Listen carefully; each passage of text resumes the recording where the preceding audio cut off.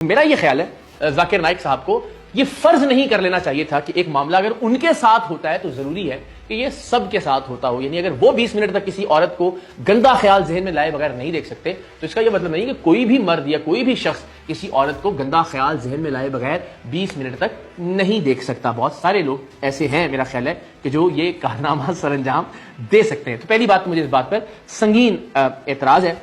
بہت سارے لوگ ہیں جو کانٹینٹ دیکھتے ہیں, جو خبریں سنتے ہیں, جو یہ دیکھتے ہیں کہ کیا بات کی جا رہی ہے, کیا تجزیہ پیش کیا جا رہا ہے, بجائے اس کی کہ وہ مستقل اپنے ذہن میں گندے خیال لاتے رہیں. تو مجھے لگا کہ اس کے علاوہ بھی بہت ساری ایسی چیزیں ہیں کہ جن پر ڈاکٹر ذاکر نائک صاحب کا جو رویہ ہے وہ مناسب نہیں تھا. مثال کے طور پر آپ سب جانتے ہیں PIA کے حوالے سے انہوں نے جو بات کہی, بھائی اس کا میں بیک گراؤنڈ عرض کر دیتا ہوں. انہوں نے کہا کہ جی 1000 کلو کا وزن تھا اور جس میں ظاہر ان کا اکوپمنٹ ہوگا اور کچھ ایسی چیزیں ممکن ہے کتابیں بھی ہوں, دینی کتابیں بھی, جنہیں وہ پاکستان لا رہے تھے. انہوں نے کہا کہ انہوں نے جو COO ہیں یا CEO ہیں ان کے تلفظ کی وجہ سے بات واضح نہیں ہو سکی PIA کے, ان سے خود رابطہ کیا اور انہوں نے یہ جواباً کہا کہ میں 50% ڈسکاؤنٹ دوں گا آپ کو اس وزن کے اوپر جو آپ لے کر جا رہے ہیں, 100% رعایت میں نہیں دے سکتا. ابھی آپ کو مثال دوں گا, میں آ رہا تھا, ہمارا 1000 کلو تھا, PIA کے میں نے CEO سے بات کیا, نام نہیں لیتا ہوں, مجھے 50% ڈسکاؤنٹ دوں گا. میں بولا بھائی, بولا دینے کا تو فری دے, مت دے, ٹھکرا دیا میں نے. PIA پاکستان ایئرلائن ذرائع یہ بتاتے ہیں کہ تقریباً وہ جو اماؤنٹ بنتی تھی اس سارے سامان کی جو ڈاکٹر ذاکر نائک لے کر آ رہے تھے پاکستان, وہ 72 لاکھ روپے تھی.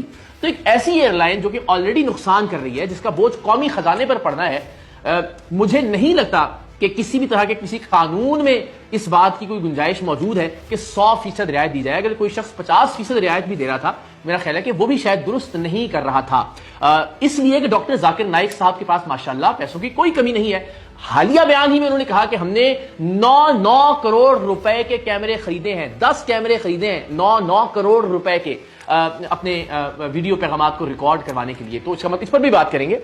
تو اس کا مطلب ہے کہ پیسوں کی کوئی کمی نہیں ہے ڈاکٹر ذاکر نائک کے پاس. 72 لاکھ روپے قومی خزانے کو آلریڈی نقصان پہنچانے والی ایک ایئر لائن پر اگر بوجھ ڈالتے ہیں ذاکر نائک صاحب, تو میرے خیال ہے کہ مناسب چیز نہیں تھی. اور اگر کسی نے اس میں اوبلائج نہیں کیا تو نہ یہ قانون کا تقاضا تھا, نہ شریعت ایسا کوئی آپ کے لیے کوئی ایسی پابندی متعین کرتی ہے کہ لازماً ڈاکٹر ذاکر نائک صاحب کو جو ہے وہ ان کے اضافی سامان پر رعایت دینی چاہیے تھی. اور پھر اس پر سونے پر سہاگا یہ کہ ڈاکٹر ذاکر نائک کہہ رہے ہیں کہ اگر ہندوستان ہوتا تو وہاں سارے کے سارے سامان کے اوپر مجھے رعایت مل جاتی اور کوئی پیسہ چارج نہ کیا جاتا. یہ اسی ہندوستان کی بات کر رہے ہیں کہ جس نے بے دخل کر دیا عملی طور پر ڈاکٹر ذاکر نائک. ارے انڈین میں کوئی بھی غیر مسلم مجھے دیکھے گا تو فری میں چھوڑے گا, یہ ہے انڈیا.